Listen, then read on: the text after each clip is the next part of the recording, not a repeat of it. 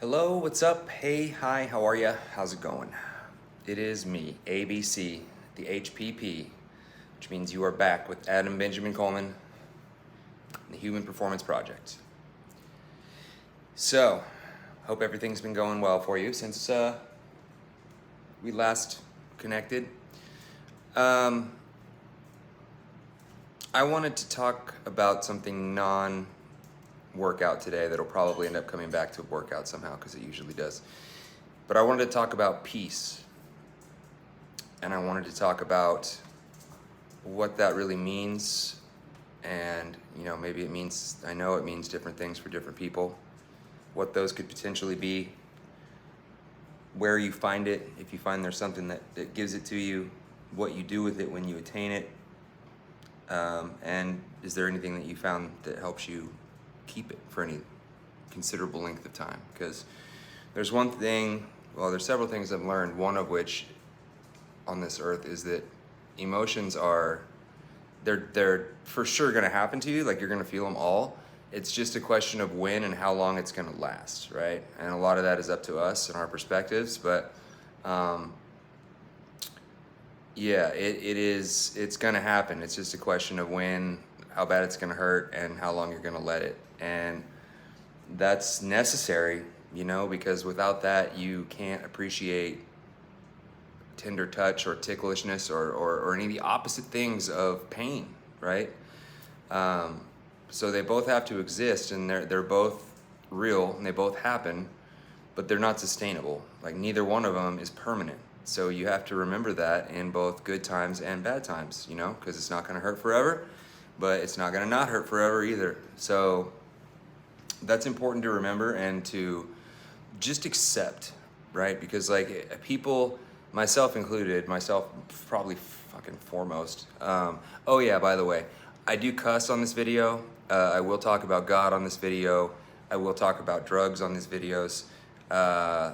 So if any of that offends you, I would figure out why and let somebody know that might listen or care. But those things will happen. And I'm not a doctor. I'm not a theologian. I'm not trying to tell you what to believe or what to do with your body or your life or to promote anything, really. This is all for entertainment value and for my self-therapeutic purposes, I guess. So there you have it. I'm selfish. So anyway, before the disclaimer, talking about how things are not sustainable as far as emotions go. And that can be good news and bad news. So first, I was gonna have someone do this with me actually, but they flaked on me. And again, the normal way that Adam is gonna react to that is, I can't count on people, everybody's gonna let you down, why do I even bother? No one would even try to attempt these projects if it wasn't for me reaching out in the first place. And there's a whole lot of me in what I just said. So that lets me know that I'm already in the wrong headspace. Dude who missed his opportunity, I hope he's okay. I hope he's not overwhelmed and blew this off because he's got a bunch of other, hard things going on in his life. I hope that he's not, strung out and drunk. But, I hope he's okay. I hope there's not a bad reason why he just no-showed me. Does it really affect me? No, because I'm a control freak, and I would probably rather have the video be to myself anyways. So, why would it really matter? Why would I be upset with this young man for not being here when he said he would? He picked the time, he wrote it down, we scheduled it, and so I took him at his word that he would be here. Unfortunately, and this is not me being pessimistic, I don't even remember when the last time somebody showed up and did what they said they would do when they said they were going to do it. I don't even remember. And that's just in every single aspect of society, whether it's like a customer service agent, a wait staff member, somebody that's helping you book a holiday or something, someone who's, driving the bus that you're getting, nobody gives a shit. Nobody really wants to go the extra mile or even do the full criterion of what they're supposed to do. Someone else will do it. Why should I?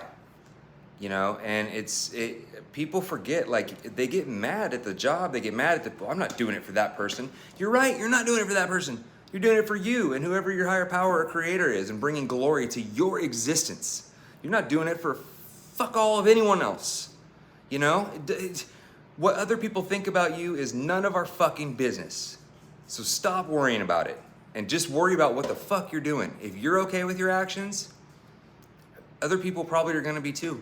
You know if you're just a complete weirdo and you don't belong in society, so chances are, if you're doing what you think is right, you're not the only one.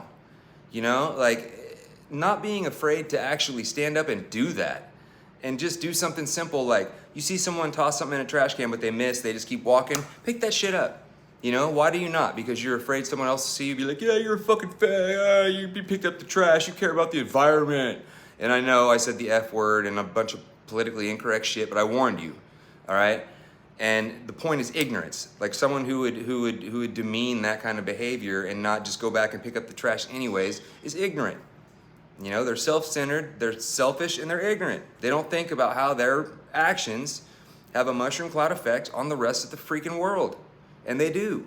Even as small as missing something on a shot into the trash can, man. You know, it may not be something that directly affects you or that you see a huge, like, ripple from, but it happens, you know, and you aren't the person to judge the ripple effect, man. So don't second guess that shit. You have no idea when you're gonna change someone's day for the better or the worse. So try a little harder to make it for the better. You know, there are plenty of assholes in the world. We do not need more. We really don't. But people have a right to suck. They do. Just not in my personal space. Those are called my boundaries. And if those piss you off, I'm not sorry. You need to figure that out. Nobody deserves to be yelled at or demeaned or have things forced on them or treated in any way other than respectfully, unless they give you a reason to. So anyway, back to peace. Peace defined by Jesus, dog, what are you doing? My dog doesn't have peace. I think I left a piece in my pants. Good Lord, that was scary. All right, so peace, as it's defined by the dictionary and Siri, is basically, Pepper, really? Thank you so much. The absence of struggle is peace, right? So that works on many, many levels. Struggle could mean a lot of different things and could be a lot of different things for different living creatures and human beings on the planet, you know? Like the whole saying of what's chaos to the fly is normal to the spider or something like that, you know? I mean, what I mean by that is, like, struggle has a different definition for everybody. Struggle for some people is figuring out what socks to put on. A struggle for some people is struggling for their lives and figuring out what they're gonna eat that day, you know? So like there's different perspectives, you know? Everything kind of comes back to what you perceive your world as, or what your world consists of, because what you see is what your reality is, and what your reality is what you have to live in. So, you know, no one's really able to tell you that that's wrong unless you're again, really out in left field, like you live in a marshmallow kingdom and ride a unicorn to a job where you work for the Queen of Narnia. I don't know. I haven't done enough mushrooms to think of that scenario right now off the top of my head. But anyway, you get what I'm saying. Like, maybe you don't, because I don't know if I do. But anyway, different levels of perception, different hierarchies of needs and struggle in the course of a day for a lot of people, you know? And I can say that confidently because my parents brought me up well, or at least comfortably, you know? Like, we were upper middle class, I guess you'd say. Whatever that is in the 80s and 90s, doesn't exist anymore. And then I actively chose to live on the streets and be in the lower class in terms of socioeconomic living situations, okay? Not a racial statement, not a culture statement, it's a factual statement. I'll show you sometime if you don't believe me. So, easy for me to say. For the purposes of this video, again, like I do not always say things perfectly, so I'm open to constructive criticism. do not nitpick things that I say and start arguments that don't pertain in any way, shape, or form to any type of solution or productiveness towards the topics at hand. Please, please. Actually, none of that. Like, just please. However, when I'm wrong, I will admit it. So please comment, question, reach out, do what you need to do. I'm not gonna ask for your validation, but the algorithm likes your likes and subscriptions. And if I'm honest, like I do too, right? No one wants no fucking likes. No one. Like, even those monks that set themselves on fire, they want a like. They want it. At least they know. At least they know when they die for something. Somebody liked me. Anyway, my piece. You didn't ask, but I'm going to tell you because no one else is here to carry on the conversation with other than my dog, and she hasn't learned English yet. So, my piece is just the absence of noise in my head. Always second guessing myself and thinking that things are happening to me and that, you know, I'm not good enough to measure up to whatever the situation or task at hand might be. Thinking that decisions and events that happen around me at work or in my you know, relationships are always something that I'm doing or have done, you know, and carrying this load of just like bricks of shame that I feel like I deserve, and I couldn't tell you why, but they are there sometimes. They used to be a lot, like all the time, 24/7. And when I finally carried too many bricks and just went face first into the dirt, I was forced to do some different things. And one of those things was to establish a real and personal relationship with a God of my understanding. And when I did that, that was the first time that I ever got peace.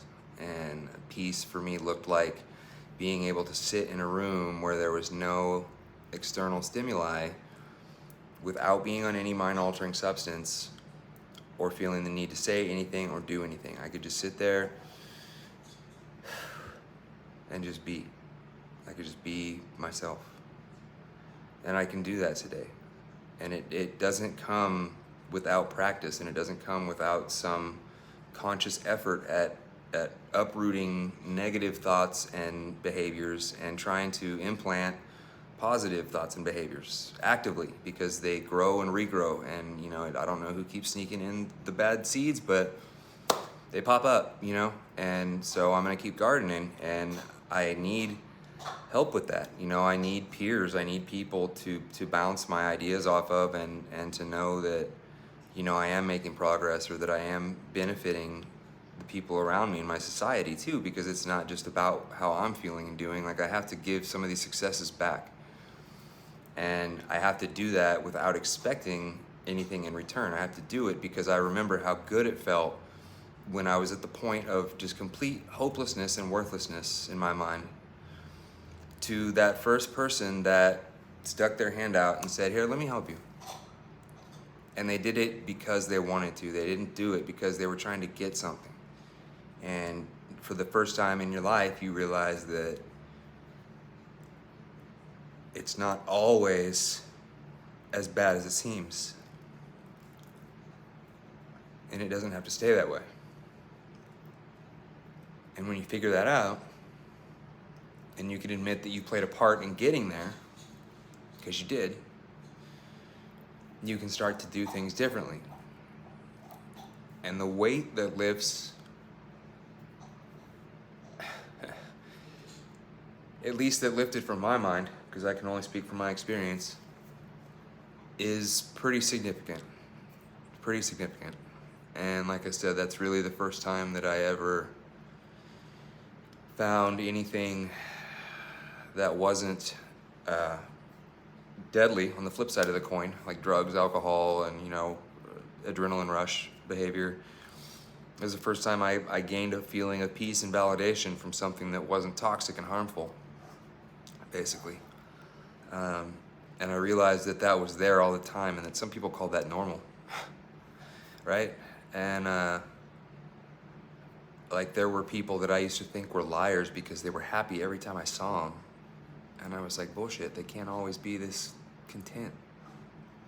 And they are. And it's because they do some of these things consistently, and first and foremost, it's their priority. It's important to them. They don't just say it's important to them, they fucking do it every goddamn day, whether they want to or not. And eventually that creates success and breeds character and is attractive to be around, and you spread that to other people. And I didn't know what that was until I was going into the Salvation Army, when I was at this rock bottom that I tell you about. That is where I found God. That is where I reestablished my connection to humanity. That is where I believed that even though I've done a lot of stuff that is pretty bad, and I'm never gonna be perfect, that doesn't mean there's anything wrong with me, you know? And it doesn't mean that I'm not good for anything or anyone.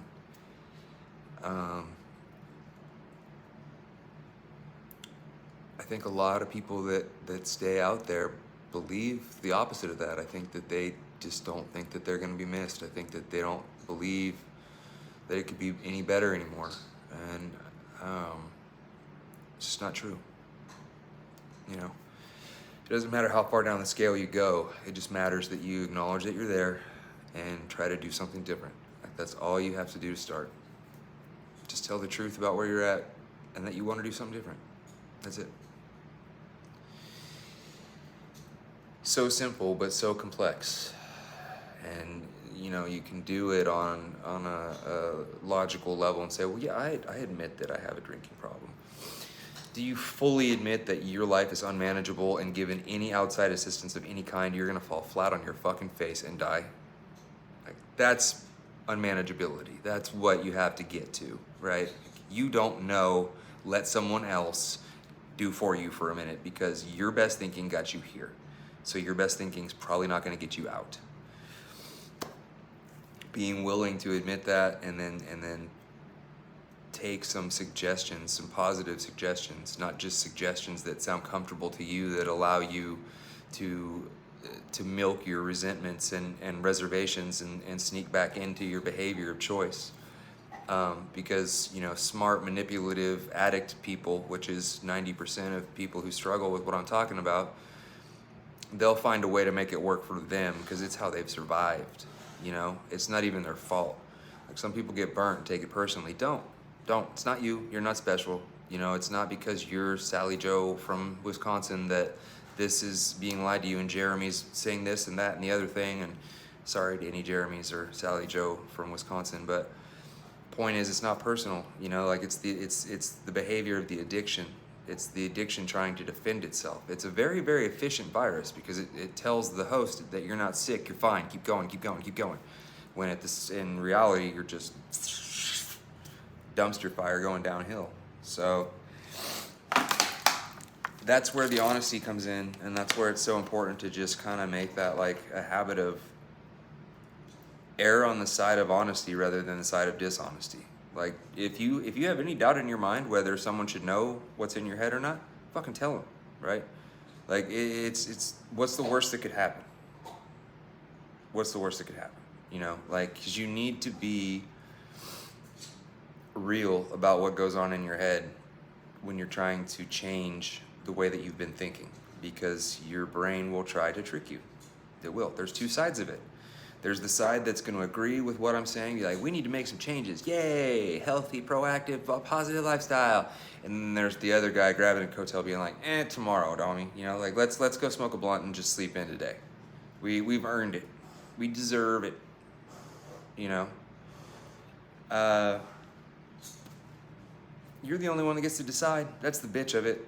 You know what I mean? And only you know which one you're listening to, whether you're listening to the right one, and whether you're following your true moral compass, because we each have one. And if you don't follow it, you live a life other than what you were intended to, it creates some huge friction points in your soul, and you feel like shit. And again, that's speaking from experience. Did it for years.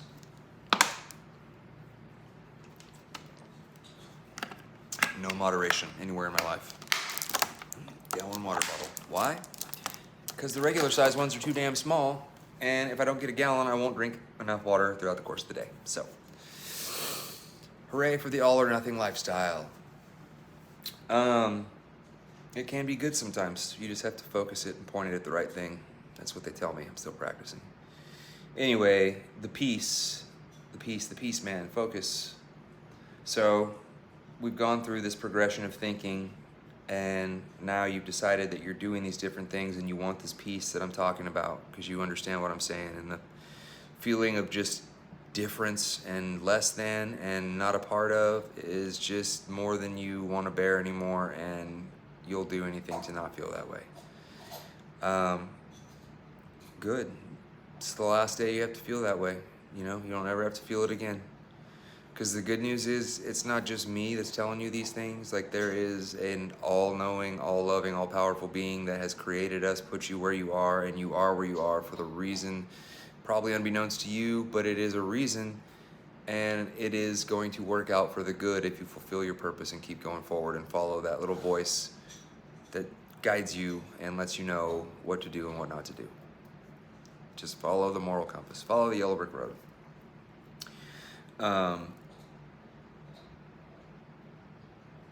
Continuing to pray and stay connected to that higher power is how I keep peace. To get back to the point, like, it goes away, you know? I could be super peaceful shooting this video and talking to you guys, and then I could go out and someone cut me off in traffic, and I want to give them one piece of one finger, and it's not necessarily the most Christian piece. And in my mind, I'm like, this is for your own good. Don't you know you're a shitty driver and you need to do it like I think you need to? But they don't know who I think I am, and so they don't actually stop and listen to my advice. It's the weirdest thing. Stop laughing. So, yeah, it's stay right sized, Adam. Just a drop of water in the bucket. Yeah. I have to cover my ass. The world's not going to change for me. I have to change to better function in the world. That's the only logical course of action, because expecting other people to change first of all, to change into what I want them to, second of all, those are both, good luck with that, homie. So, I have to realize that if I expect things from people, it's a premeditated resentment. And I don't say that with an attitude of, God damn it, I'm the only trustworthy, punctual motherfucker on this planet anymore. Because that's just as bad, right? Like, you basically plan for a little, expect a little, and if you get a little more, like, it's a pleasant surprise, right? Like, so my friend says he's coming over in 15 minutes. I believe he's coming over. Do I believe it's gonna be 15 minutes? Fuck no. Why? Because it never has been. It's been like a day later sometimes, okay? And that's not even a complete fabrication. I don't love him any less. His intentions are good. He overextends himself. Things happen that are out of his control. He makes promises he can't keep. I get it. I've been there. I know how it goes. Do I think you should analyze that behavior and change it? Fuck yeah, I do. He's a grown-ass man. But, you know, baby steps, and it's not my life to manage. It's not. I love him regardless. I love him just the way he is, dude. He's a great man. But he did just send me a text message that says he'll be here in 15 minutes, so we're synchronizing watches right now. Just saying. But it's great because I'll give you guys some examples of peace now as a segue. I get to do a fundraiser this week. It starts tomorrow, and it's for raising money and awareness for children's cancer research. And it's done through pledging mileage via bicycle, which I don't know if you guys know, but I ride them, I like them.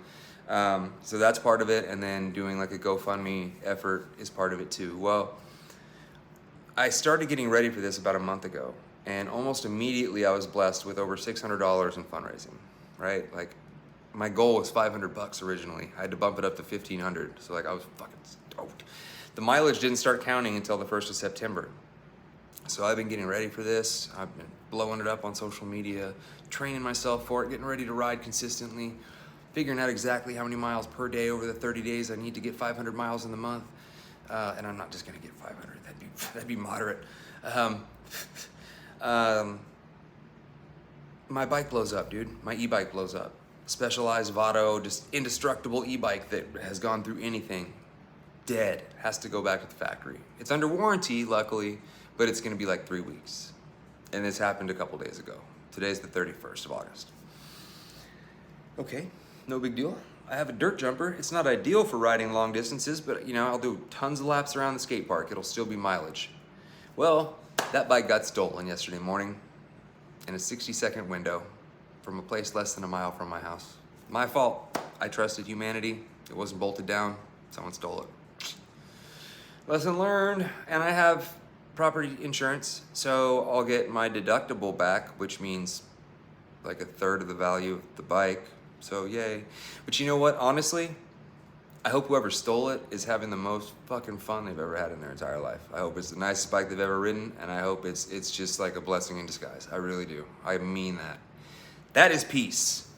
That is peace. And that was my reaction when I walked outside and I realized the bike was gone. And when I realized that was my reaction, this was my reaction. I was like, oh my God, thank you. Thank you.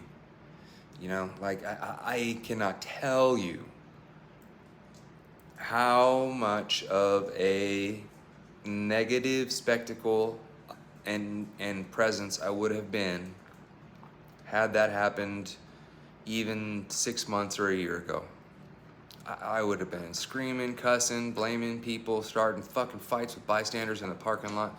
I would have been, you know, mad at the bike company. I would have been mad at anybody that listened and was unfortunate enough to be within yelling distance. You know, I would have been an absolute horror to be around. And I wouldn't have even really wanted that. That's just fucking what I thought I had to do for a long time to like get people to pay attention or like respect me in any way, be afraid of me. And that's fucking dumb. That was really stupid, man. You know what I have to do? Nothing. Figure out, well shit, that sucks. What can I do to change it? You know, file the insurance claim, move forward.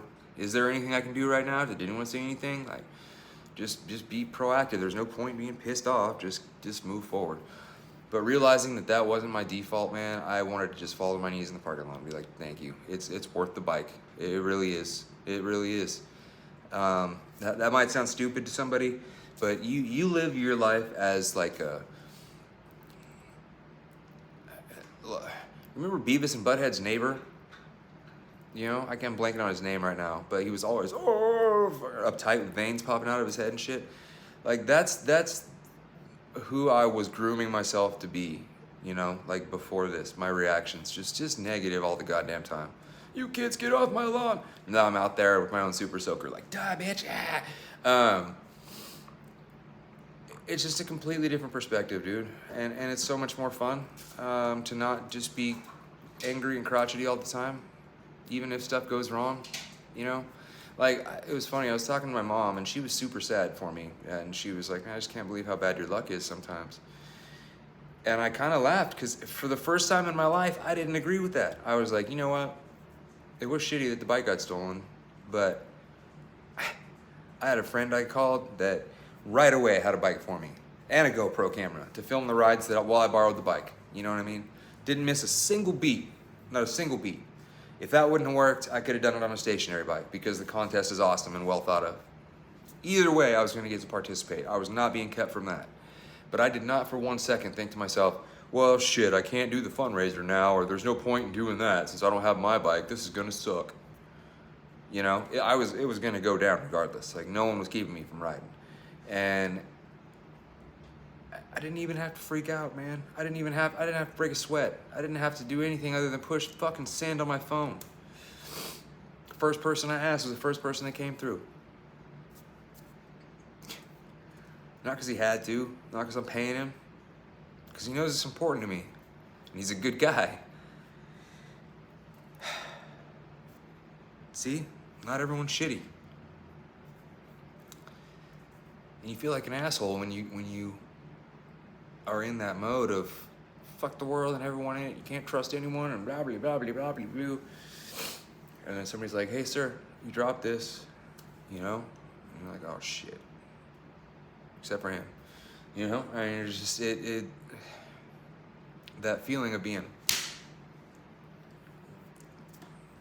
force-fed a piece of humble pie, real quick, we'll call it.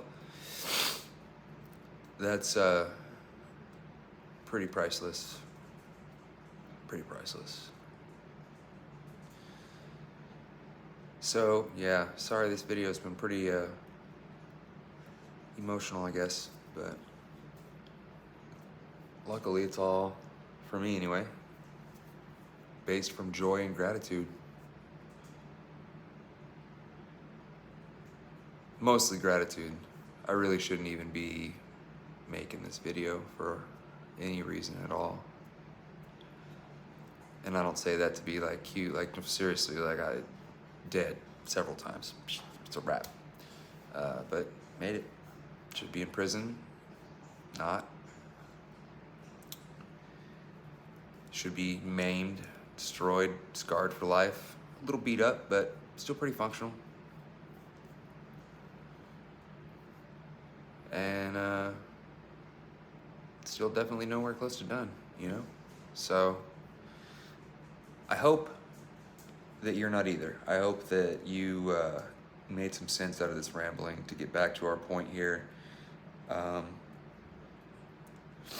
had some scriptures written down. I know that this isn't supposed to be just all about the Bible, but for me, it is, because the only way that I can get a freedom from a disturbance in my tranquility, which is peace, are things like my dog, and prayer, and scripture. Reading things like, God keeps in perfect peace with those who stay with him. And knowing that if I go all in to a life of goodness and godliness, as I do to bike jumps and heavy weights, I will be blessed with an annoying dog and a all-powerful God that is not going to start letting me down now. He never has before, and he's giving me boogers, but never lets me down. I don't believe he's going to start now. You know, I believe he had a hand in all of this, and I believe that it's all for a greater good, and I'm excited to see what that is today. I don't wish for pain, but when I'm in it, I try to stop and see what is causing it, and what I need to learn, or what I need to do more of or less of, as opposed to bitch about it and reach for something that's just going to be a Band-Aid or a quick cover-up. And that goes for physical and mental and emotional pain. And I try to stay in a place where I'm always learning something from someone, even if it's learning how not to be. I don't need to judge anyone. I don't need to critique anyone. I don't need to pretend it's my job to tell anyone what to do, or like I have the answers anyways. It is my job to tell the truth, to do what I feel is right, to live a life with some integrity, and to encourage people when I see them doing the same. We all deserve that. We all deserve respect and love until we give someone a reason to not respect or love us. So, be good humans until next time. Stay swell, stay swole. Leave some comments if you have some. Remember, I am on the Book of Face and Instagram under my name, Adam Coleman, in both places. So, hopefully I'll hear something from you, but either way, enjoy your day. Thank you for listening to my ramblings. Be good humans until next time. Peace.